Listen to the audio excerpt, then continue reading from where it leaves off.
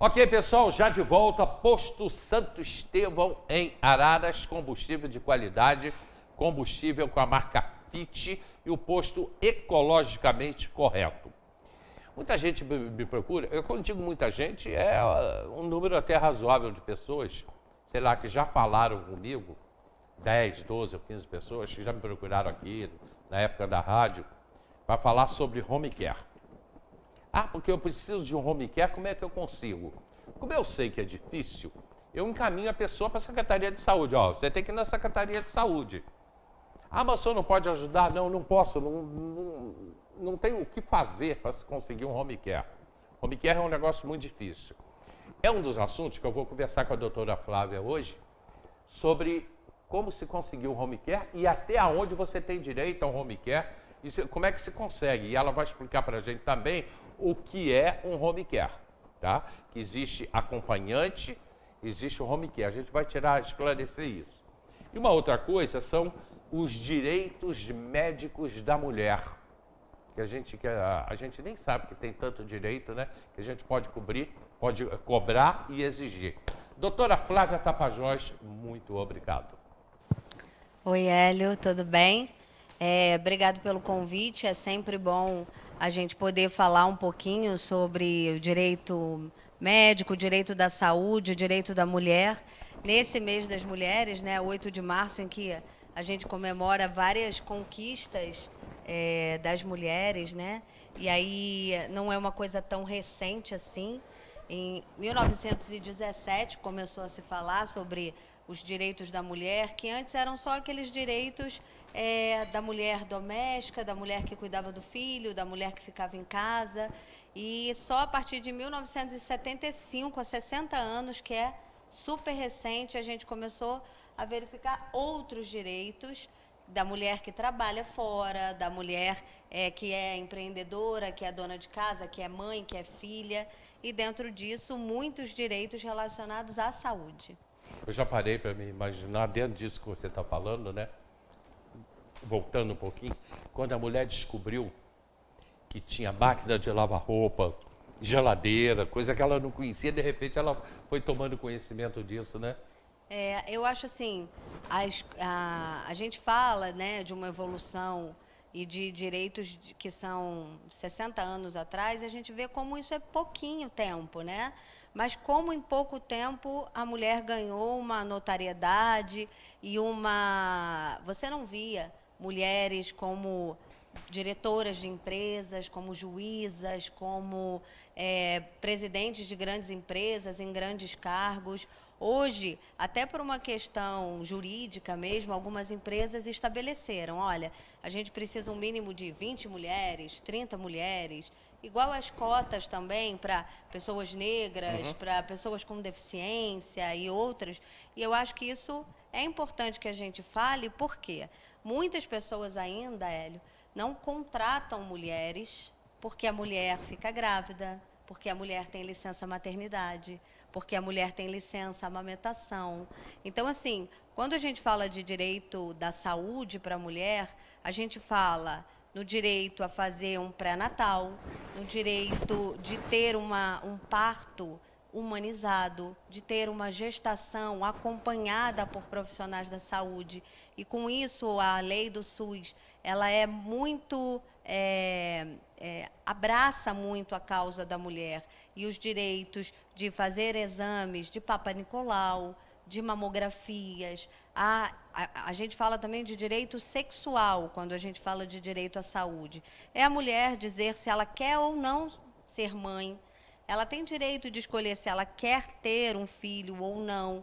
E aí eu não estou falando de estar grávida e fazer um aborto, não. Eu estou dizendo se ela quer ser mãe. Tem mulheres que não querem, tem outras que querem. A gente teve uma alteração agora, de uma legislação, inclusive, que entrou em vigor agora no dia 5 de março, que é da laqueadura.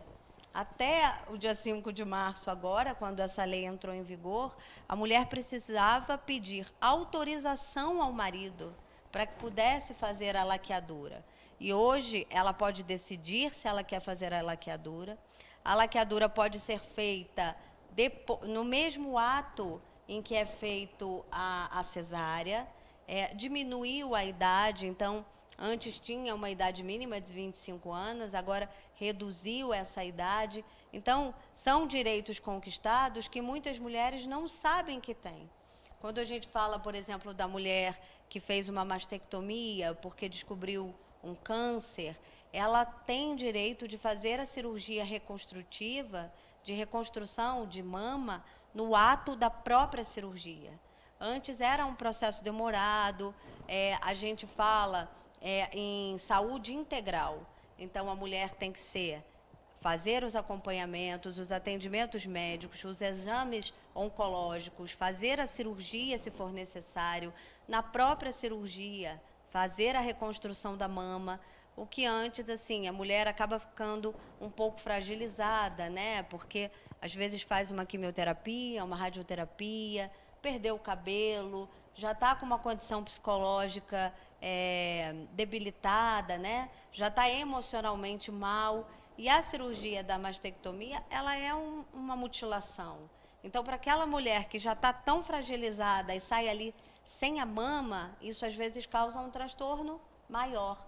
Então, foi um ganho essa questão de poder fazer a reconstrução no próprio ato em que a mama é retirada. Ô, Flávia, o que acontece primeiro, a nossa população, ela já é desinformada por natureza. Sim, sim. Isso é a natureza do brasileiro e dessa mulher que vive com mais dificuldade, ela não está na cultura dela saber que ela tem tantos direitos.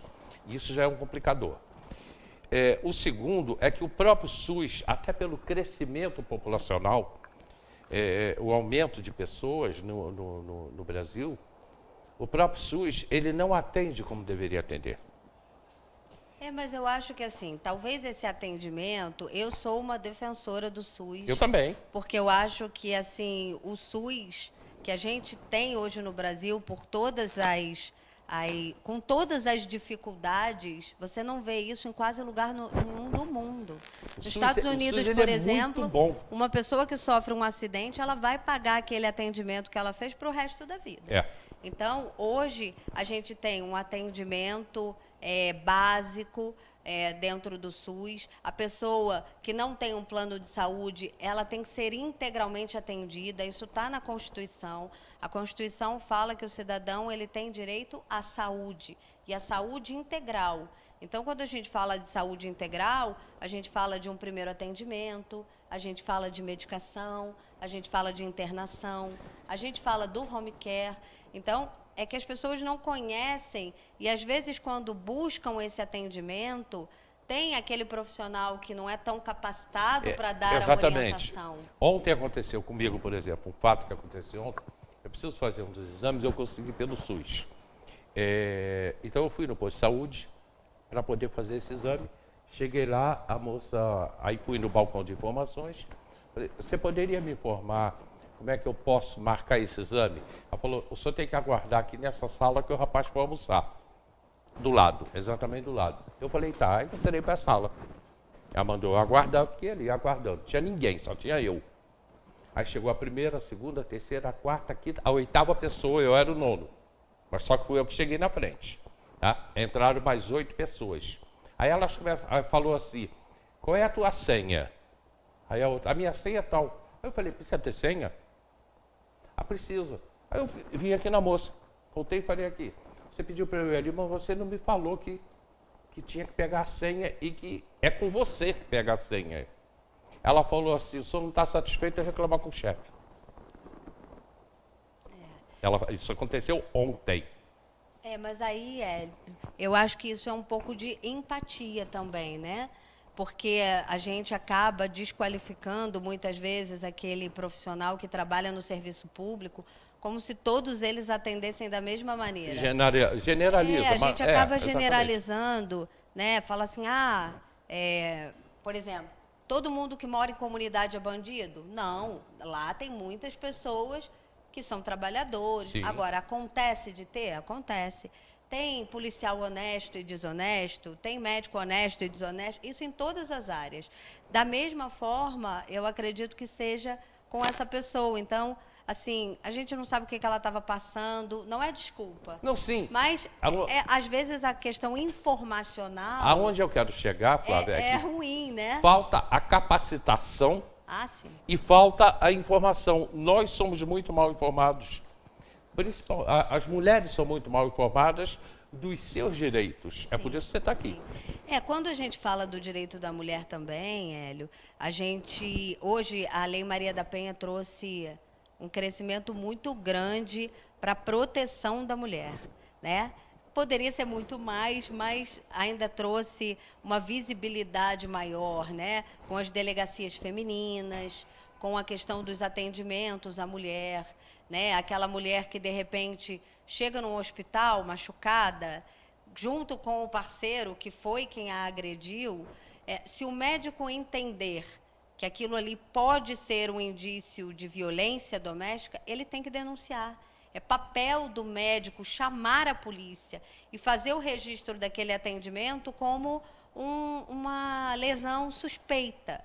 Muitos não fazem isso. Por quê?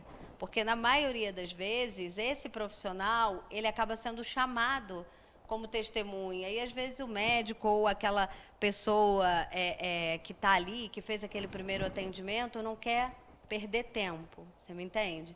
Então, eu acho que quando a gente verifica essas questões de atendimento, né? Você chegou num posto de saúde, colocou uma pessoa para fazer aquele primeiro atendimento, que ela saiba te direcionar. Senão a gente fica igual o saque de telefone, manda para um, manda para outro, volta para aquele, manda para o outro.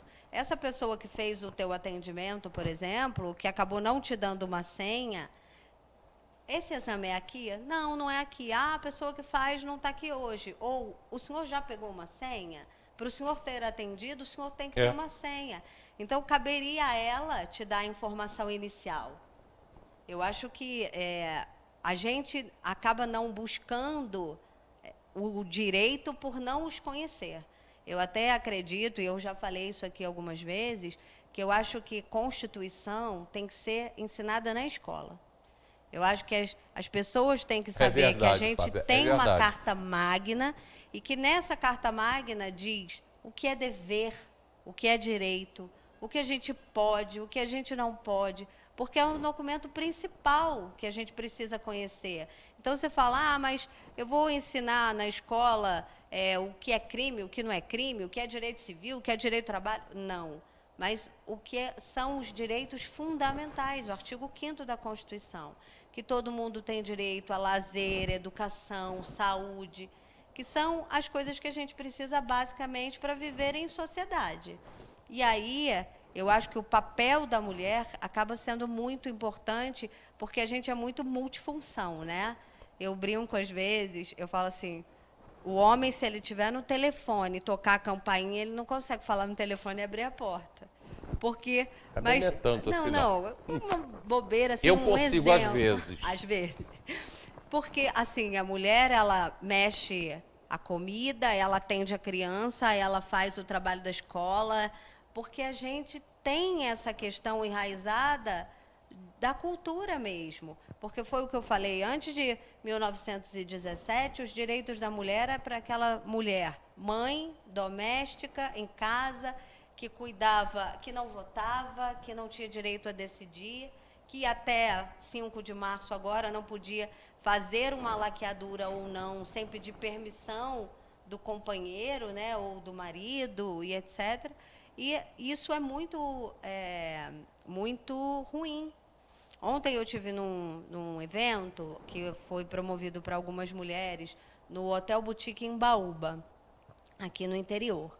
E um dos donos do hotel estava falando, inclusive, sobre como é para a mulher hoje no Brasil e como é fora. Tem alguns locais que o homem vai numa aeronave na parte da frente e a mulher na parte de trás. Se você é casado, você pode se hospedar no mesmo hotel.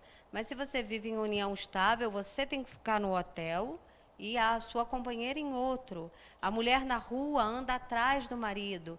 Então, quanto que a gente não ganhou na sociedade, nos direitos da mulher no Brasil? Mas a gente tem que fazer com que isso seja cada vez mais respeitado, não por ser mulher, mas porque nós somos pessoas, né? Uma mulher, um idoso, um negro, um gay, um homem, são tudo igual. pessoas, é tudo igual. Eu falo que se a gente fizer um raio-x atrás de uma parede, você não sabe quem é homem e quem é mulher.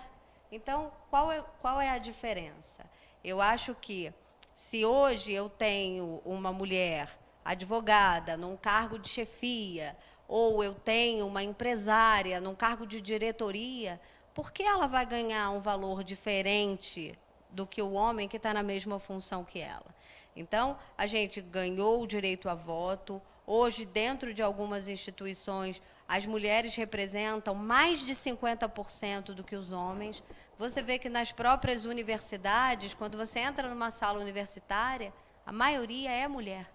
Mas ainda no mercado de trabalho tem uma dificuldade em se ver como a mulher trabalha. Sobre a laqueadura, isso ainda, culturalmente, no nosso país, isso é uma coisa que tem que ser muito falado, muito difundido. Se você chegar dentro de um casal já estabelecido, digamos aí 20 anos de casado, vão continuar por mais 20, está tudo resolvido entre eles, mas eles não querem mais filhos. Aí vem a decisão, laqueadura ou vasectomia. O homem é o primeiro a dizer que não quer a vasectomia. É a coisa mais simples do mundo, uma vasectomia. É muito mais simples do que a laqueadura. E o risco é bem menor. Sim, a vasectomia não tem risco nenhum. Mas o homem, ele tem restrição com a vasectomia. E é feita em 5 minutos, Sim, né? 5 minutos. Você 5 entra minutos. andando, sai andando, vai embora, acabou. 5 minutos. Hã? É porque eu acho que ainda tem um preconceito muito grande de que a vasectomia vai tornar aquele homem menos Pois é. viril. Pois é. E não existe isso, Eu escuto né? falar isso ainda hoje. Eu tenho colegas que eu falo, mas por que vocês não querem mais? Faz uma vasectomia. De jeito nenhum. Eu fiz vasectomia há 25 anos atrás. E durante esse tempo inteiro eu sempre ouvi isso. Eu fazer vasectomia de maneira nenhuma. Nem pensar. Vou fazer um negócio desse. Então, entre a vasectomia, um casal, e a laqueadura, é capaz do homem, é capaz não, acontece, dele virar e falar assim, não, ela vai fazer a laqueadura. Que não deixa de ser uma violência, porque é uma operação de barriga aberta. E o que acontece? Não sei se ainda é assim, né? Eu acredito que possa ser feita por vídeo, lá para os... por vídeo, né? Não sei até que ponto já mudou. Eu realmente não sei. Eu acho assim, a mulher, ela, pela própria constituição feminina e pela própria questão de menstruação, hormonal e etc., a gente, desde que menstrua, acaba sendo induzida a fazer algumas coisas para que a gente possa se resguardar. Como, por exemplo, tomar hormônio, né, o anticoncepcional, que muitas vezes não é para não ter filho, não é contraceptivo, mas é porque às vezes tem um ovário policístico, ou às vezes é porque está na menopausa e precisa fazer uma reposição hormonal. Então, a mulher, desde muito cedo, faz a utilização de hormônios ou de outros medicamentos para que possa estar bem, né? Só que esses medicamentos têm, às vezes, contraindicações, né? Podem causar varize, aumento de peso, e alguma desestabilidade emocional. Então, fazer uma laqueadura e evitar que a mulher tenha que continuar tomando algumas medicações que nem sempre estão fazendo bem a ela, também é uma forma de carinho do parceiro, também é uma forma de amor. E aí, lógico. quando a gente fala do direito médico e da saúde, a gente fala que no próprio SUS, a mulher, ela tem direito informacional. Não só a mulher, a população em geral, mas a mulher principalmente, de como fazer a sua prevenção sexual, de exames contra HIV, sífilis, as doenças sexualmente transmissíveis. As informações estão do CRAS, né? Do CRAS? O CRAS sabe informar isso às mulheres. O CRAS é o serviço social, né? Então, assim, quando a mulher tem quer buscar esse tipo de informação ligados à saúde, o ideal é que ela procure um posto de saúde que normalmente faz a ela vai ao atenção CRAS. familiar. Aí o CRAS encaminha. O CRAS faz esse encaminhamento, porque assim, muitas vezes esse setor, né, esse serviço social, ele vai fazer um direcionamento, né? Ele acaba fazendo uma triagem, digamos assim. Então, tem muitas mulheres que acabam tendo algum problema emocional ou neurológico, ou o que a gente vê muito hoje na sociedade, que é estresse, síndrome do pânico, síndromes ligadas ao trabalho, ao excesso de trabalho. Então, o CRAS pode encaminhar para o CAPS, para o centro, para o posto de saúde, para um acompanhamento, para a secretaria, para que a própria Secretaria de Saúde faça esse direcionamento. Agora, quando a gente aqui está falando, né, do SUS, isso também vale para os planos de saúde. Porque quando a gente fala de saúde integral, o plano também... Tá. Olha só, hoje eu tive uma ligação de um cliente de manhã, ele não é daqui, é um cliente de Minas, entrou em contato comigo porque a esposa descobriu um nódulo no ovário. E aí a médica que fez o primeiro atendimento, o ginecologista, encaminhou ela para uma oncologista.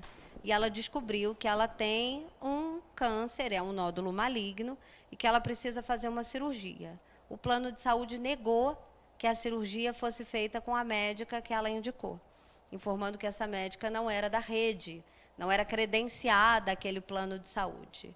Mas no plano não existe um especialista para fazer aquele atendimento. Isso não quer dizer que ela não vá ter esse atendimento. O que a gente vê muito? As empresas, os planos de saúde, eles querem fazer economia, né? Reduzir o custo. E isso, às vezes, não é inteligente. Nós já estivemos aqui, eu e o doutor Gustavo Gama. Isso. Na verdade, o Gustavo não veio, né? Na verdade, quem veio foi o doutor Romualdo. O Gustavo estava em cirurgia. Aliás, a semana passada, encaminhei uma amiga minha para ele. O doutor Romualdo e o doutor Gustavo acompanham muitas pacientes com endometriose. E a endometriose, ela é uma doença que pode afetar vários locais do corpo, não só a parte ginecológica. Eu preciso que você segure um instantinho, Claro. que eu estou em cima da hora de um comercial. Vamos rapidamente para o comercial, a gente só vai ter 10 minutos. Eu preciso falar também sobre o home care, né? Então, rapidinho aí o comercial, Alex.